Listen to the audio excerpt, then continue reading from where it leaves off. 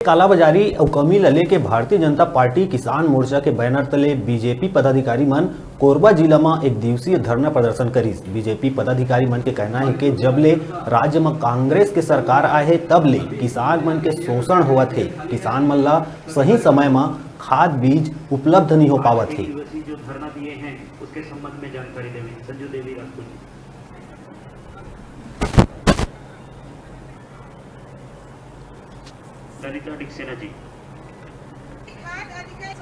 कई वादे किए थे और किसान के कंधे पे बंदूक रख करके ये सत्ता शासन में आए थे और 3 साल इनके बजट को पेश किए हुए हो गए हैं। आज तक कोई भी किसान को जो वादे किए थे वो पूरा नहीं कर रहे हैं।